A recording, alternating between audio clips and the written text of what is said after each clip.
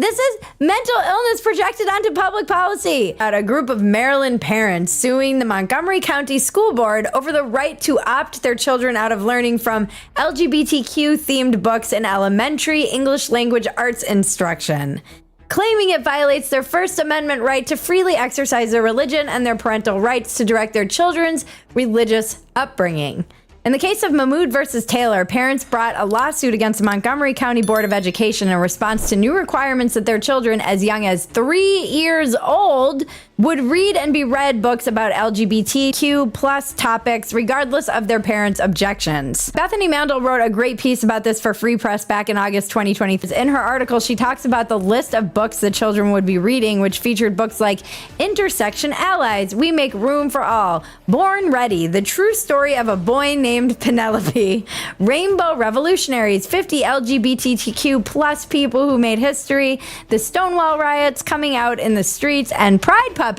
But you should still be able to opt out of this. You can opt out of health and sexuality classes, but the school recategorized the books as part of the English language art curriculum rather than sexual education, which meant there was no opting out for parents, which is when they decided to sue the school in outrage. This is so devious, though. And you've included these in the English language curriculum rather than the human sexuality curriculum to influence students. Is that fair? That's what the district court found.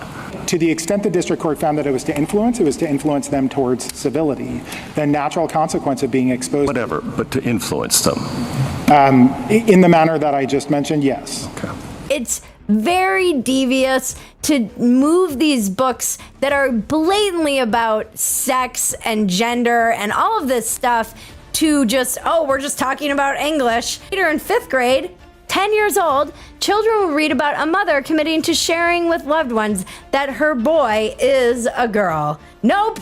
And by the way, I don't want anyone talking to my kid about their genitals when they're 3 years old. And celebrating kink. Yeah, we don't celebrate kink. In this house, we believe kink is for grown adults. I don't like it. It's creepy. Everyone who senses that it's creepy has a right to sense that it's creepy. I'm like as pride parade-y as you can possibly get. I've been to many of them. I've been to Folsom Street in San Francisco. I still don't think it's appropriate to talk to children about certain things that are beyond their understanding when they're little kids.